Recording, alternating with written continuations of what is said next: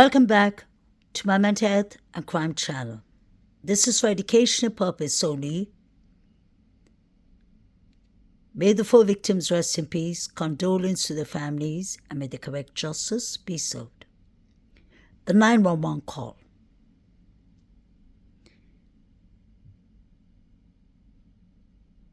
Make it make sense is all I can see.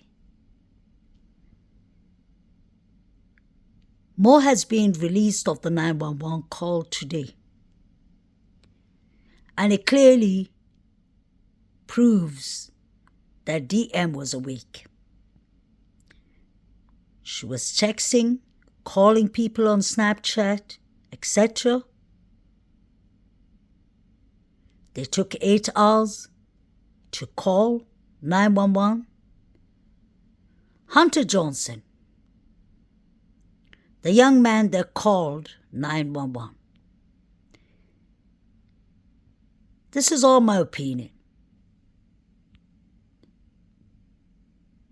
And there is some facts in it. This man practically lived in 1122 Kings Road. I know that he was neighbors with the girls, but he practically was there the whole time. 2 of the noise complaint police stops, we have witnessed Hunter opening the door for the police. Once with Kaylee and once with Eddie, I believe his name is. The young guy from Sigma Chi fraternity. They both opened the door. The police were telling them to stop playing stupid games. The police said, we know that you all belong to frats. Which sororities does the girls belong to that live in 1122 Kings Road?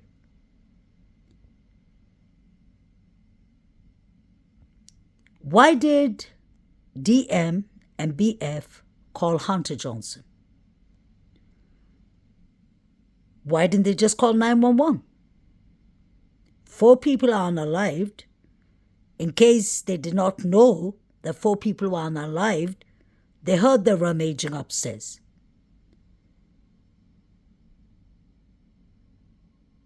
In the beginning,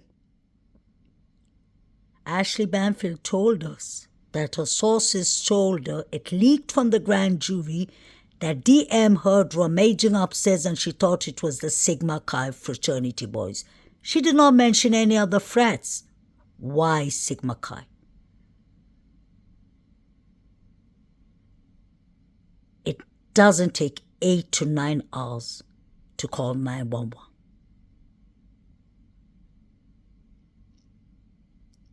I have tried to show sympathy, empathy,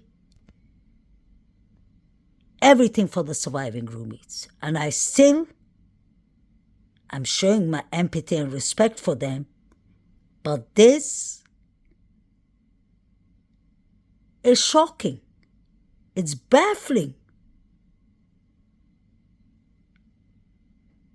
They were texting each other. Hunter practically lived here. Look at how comfortable he is, opening the door, talking to the cops, lying to the cops until the cops got really upset and said, stop fooling around with us. They even sweared.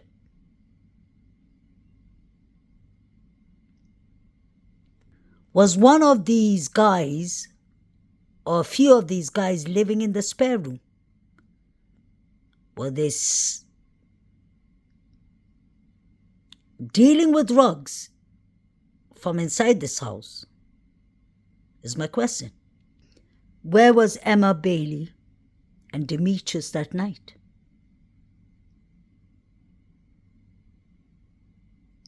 Were they the drug dealers? If people were actually selling drugs in the house, then don't expect them to call 911. They will have to try and get everything out of the house, all the rugs, all the money, all the paperwork, whatever they're up to, they have to clean up. You can't call the cops if you have weapons, illegal weapons, or rugs in the house. We know that the Uber driver told, the taxi driver told the local news in the beginning that he used to drive people there to pick up rugs. And I always believed him. This is why I personally believe that BF, the surviving roommate, I'm not accusing her, this is evidence, was dealing in the house. That's June 21st, 2021. Riley Hilden paid BF. CRACK, cocaine, behind the Rayleigh's dumpster. I wonder if the Rayleigh's dumpster was the dumpster that guy was standing near and he was waiting for the white car with the rooftop to come towards him. Were they hiding the rugs there? These people had a meeting point. You can see clearly it says Riley Hilden paid Bethany Funk. So this is not something I or anyone could have made up. This was BF's Venmos. Let's say the previous person, Riley, was just a joke. What about Amir Condon? She paid Bethany Funk on 28th May. And this is what she said, COKE. It can't be normal Coca-Cola. That she could have got from the shop. She could have got that from the store. So that is not it. Bethany Funk was dealing with COKE. COCAINE. Oh, in my opinion. Because it states there clearly. Were they hiding the rugs behind this dumpster? Just a question.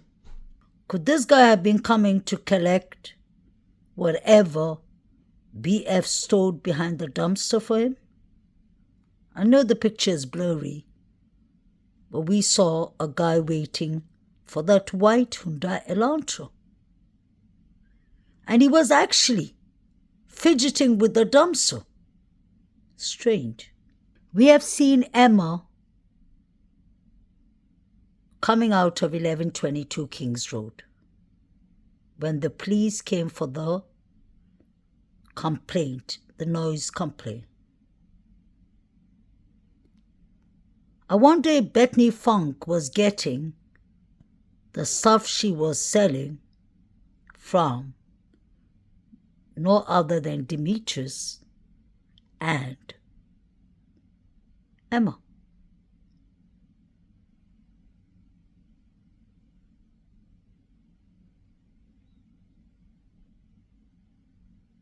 There had to be a couple of motives, I believe, to have unlived 4 people in such a brutal manner. Crime of passion, rugs, money, etc. Very possible. The surviving roommates could have had their own beef with the other 4 victims. We saw Emma taking something out of her behind and throwing it, wrapping it in a tissue. Look at that. Look at that. And she's doing this at the police station, yeah? Now she's thrown it in the bin. She was let to be alone in this room so that she could speak to her lawyer. And that was what she was doing. Now this is what came out today. The latest updates. The state is seeking a broad scope of cell phone records for two stated purposes. One is to establish a timeline. Obviously, the timelines were fake. And the other is for the truth of the statements contained in the record.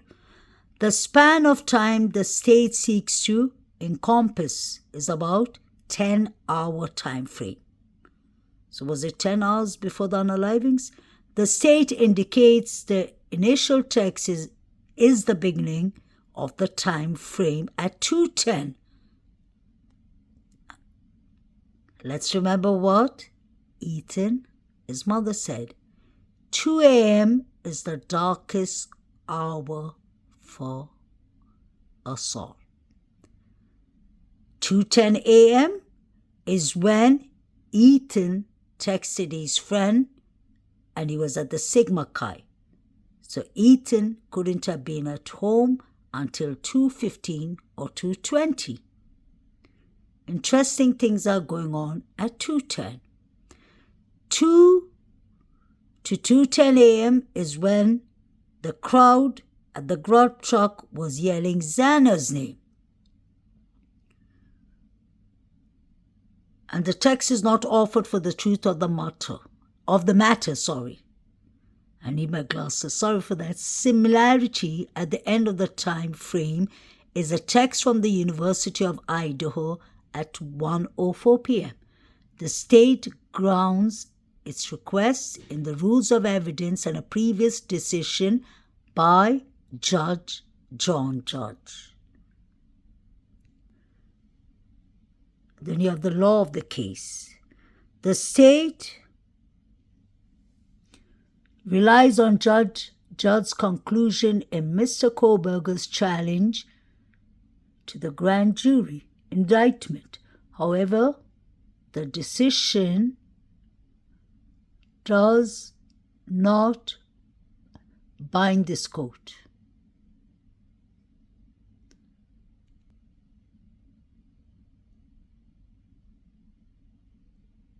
These are the things the court is requesting for. All the paragraphs are written there. Let's get to the nitty-gritty. Mr. Kohlberger herein provides a more complete but not exhaustive view of DM and BF's communication. Let's not forget, BF has exculpatory evidence and interactions with social media during the hours established by the state. Objection to state mill text. Exhibit 1 and 2, DM and BF phone record for phone activity during the state's timeline. November 13, 2022. This is interesting. At 2:10 p.m., DM texts to EG, that's Eric, the driver, Uber driver, inquiring if he was driving. Where was she heading off to? Why did she need a lift?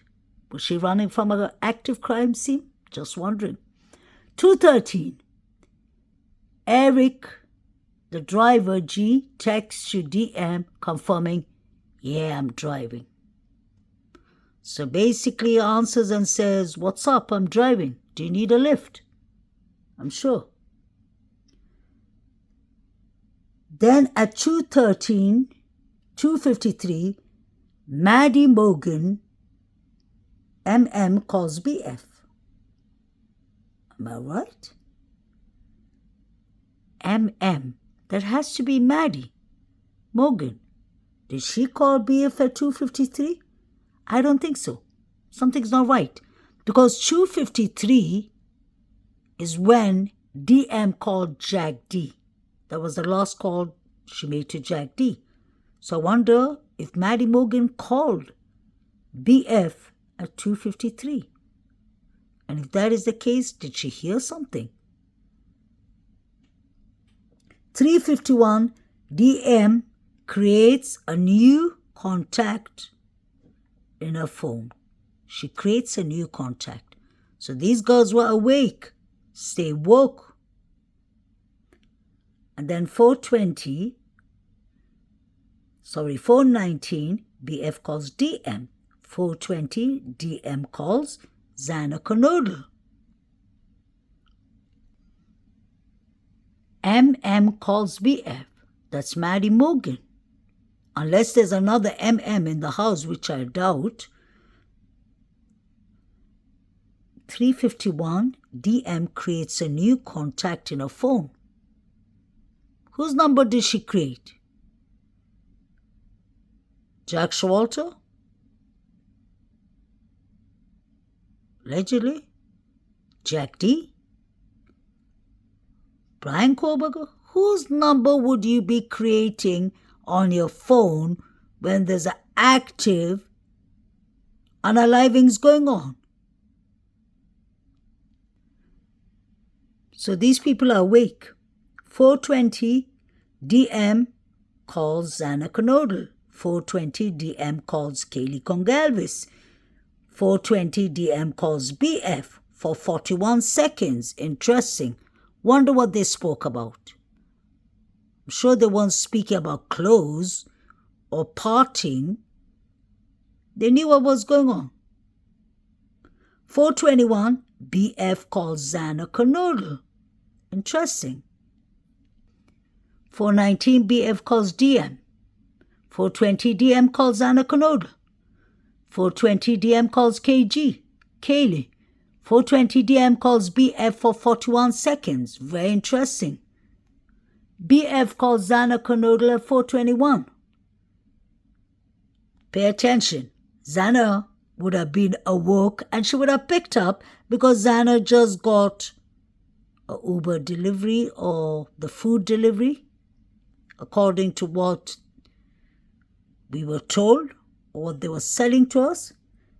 And then 4:21, BF calls Xana Kernodle. 4:21 and 50 seconds, DM calls Maddie Morgan. They knew that everything was done by that time because the person who previously lived in the house said it was a very creaky house. You could hear if anyone walks up the steps even. 4:22, BF calls Ethan Chapin. 4:22, DM to BF. No one's answering. 4:21, DM to BF. I'm really confused. Now it gets more interesting. 4:22, DM to Kaylee. She texted her. 4:22, DM to Kaylee again. What's going on? So she knew there was something going on. They were hearing people rummaging upstairs. 4:23, BF is outgoing message. Snapchat. Pay attention. There was a lot of Snapchat going on that night. Snapchat Geo. That is where somebody was seen with a mask outside the door, a ski mask. 4:22:23, BF to DM. Yeah, dude, what the F? 4:23, BF to DM. Xana was wearing all black. Are you sure you saw Xana? Or did you see the Sigma Chi fraternity boys? In my opinion. 4:23, DM to BF. I'm freaking out. DM to BF at 4:23 and 42 seconds. No, it's like ski mask almost. Was it a ski mask or was it a mask that just covers the mouth? It couldn't be a ski mask because you saw his bushy eyebrows. Are these people really trying it on us? You saw somebody with a ski mask. You thought it was Xana. So that means the person was short. The person was Xana's height, not BK's height. Strange. These people were Snapchatting each other. They were texting each other. They were calling the surviving roommates. the roommates, the 4 victims, they called all 4 victims at different times and they got no answer, but yet they didn't have any concern to call 911. Pay attention to that. Stay woke. This 911 transcript is going to exonerate Brian Koberger, in my opinion. A ski mask. Pay attention. Why would DM or BF think they saw Xana with a ski mask?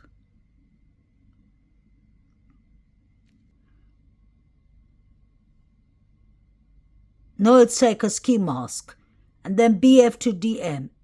SCFU, shut the F up. 423, BF to DM. Actually. Then 423, DM to BF. Like he had some bin over his head and mouth, actually. Then you have 424, DM to BF. Bethany, I'm not kidding. I am so freaking out. 424, BF to DM. So am I. So wait, you're both are freaking out. But yet there's no need to call 911.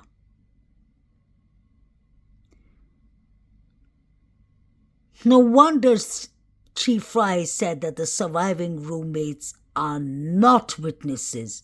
They were just there. He meant they were just there texting each other on Snapchat. So they both are freaking out, but nobody is calling 911. Interesting. 424, DM to BF. Phone is gonna die. FUCK. 424, BF to DM. Come to my room. Literally, Bethany Funk is telling Dylan, run to my room so that you can be unalived on your way down to me. That just shows that they knew what was going on and they knew that they both were safe. Whoever did these crimes, in my opinion, told the surviving roommates, keep quiet, stay in your rooms. We need to get this done today because this is the only chance Kaylee and all 4 of them are here. That's what I believe. I could be wrong. She says, come to my room. Then BF to DM, run. And then BF to DM, down here, like run down here. This doesn't make sense. Pay attention. The text continues. DM calls Ethan. No reply. So the transcript goes on. DM to BF 424, BF to DM 425, 427, DM outgoing call. Interesting. Who are you calling DM? And you're calling someone while unalivings are going on. That means you're not scared of the suspect or suspects, in my opinion. 427, DM outgoing message in Snapchat. Interesting. DM is actually creating numbers, messaging in Snapchat. No concerns. 427 and 40 seconds. DM outgoing message Snapchat. So she sends 2 outgoing messages to Snapchat. I wonder to who. 427, 47 seconds. DM calls KG. They know the deal is done. 428 and 44 seconds. DM calls Xana Canodal. Obviously no answer. They know exactly what's up, in my opinion. 4:29, BF calls Maddie Morgan. No answer. They knew exactly nobody was going to answer, in my opinion, because they could hear the rummaging upstairs. They saw someone in a black mask, ski mask. They knew exactly what was going on. They were telling each other to run downstairs to me. That means they were safe.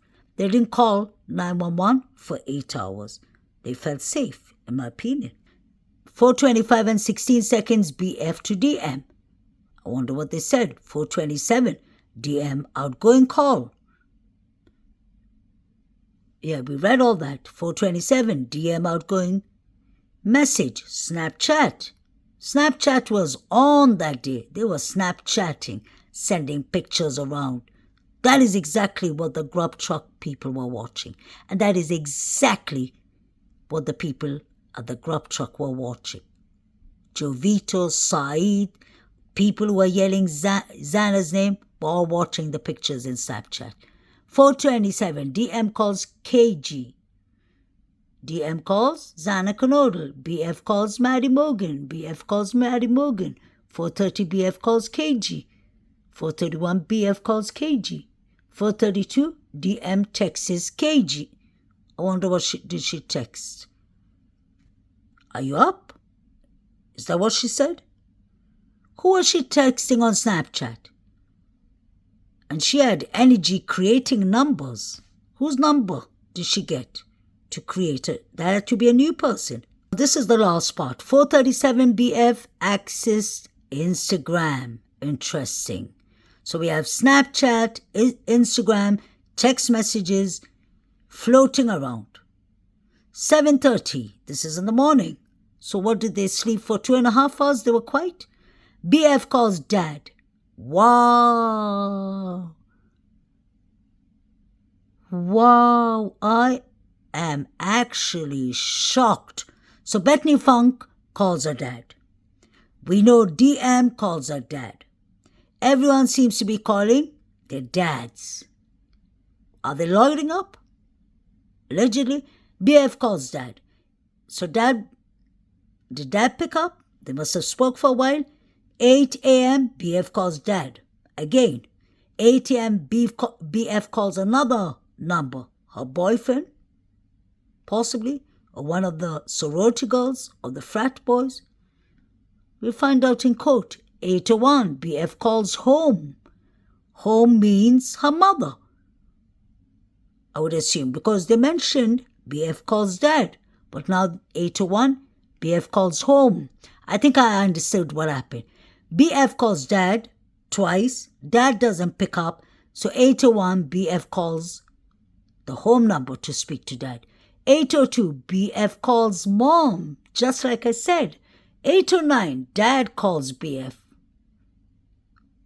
Dad must have been like, what's up? Are you okay? You've been calling me several times. She must have been hysterical. Dad, something happened to my roommates. It's only me and DM that survived. What should we do? And Dad must have said, wait, let me call the lawyer. I don't know, I'm just guessing. Then 8:09, Dad calls BF. 8:05, DM 8:05 to 10 a.m. That is literally 2 hours. DM is on Instagram. These girls were awake. Boom. 8:01, BF calls home. We read that. Then 8 to 10, DM is on Instagram. 8:41 to 8:42, BF takes photos. Oh my God. BF takes photos. What kind of photos? Is she taking photos of the crime scene? Is she taking photos of Xana, Ethan, Kaylee and Maddie? Who does she send it to? 9:04, mom texts his BF. So BF, his mom and dad are very active in this, and so is DM's dad. 10 a.m. to 10:01, DM messages incoming and outgoing Snapchat. So DM is very busy with Snapchats. She's been, I'm sure, spreading the news around. Nobody's calling the police. Nobody's texting the police. Nobody's calling 911. Nothing of that sort. 10:01 to 10:03. DM is still on Instagram. So DM and BF are clearly awake. This is serious. Like I said, this is going to exonerate Brian Christopher Kohlberger. Just like he said. Let me have a word with Bethany Funk. She has exculpatory evidence. This is all exculpatory evidence. These people were texting, sending Instagrams, they were on Snapchat, they were calling daddy, they were calling mommy, they were calling their dad's home phone number. DM was on Indeed. I think that's an app. I remember DM and Quincy, her boyfriend, allegedly took pictures that night and they put it up on VSOP. That's another app. Wow. I hope they lawyered up. 805 DM on Instagram, 841 BF takes photos. That is serious, concerning. What kind of photos is she taking and who is she sending those photos to? 904 mom texts BF, strange. 10 a.m. and 56 seconds DM messages incoming and outgoing Snapchats. These girls are awake, up to no good, in my opinion. And they still didn't call 911. They should have been arrested for this, in my opinion. 10:03 DM on Instagram. 10:03 DM on Indeed. That's the app. 10:04 DM messages. Incoming and outgoing Snapchat. They were all on Snapchat. And I think the messages automatically delete out in Snapchat. But obviously the FBI can trace it all.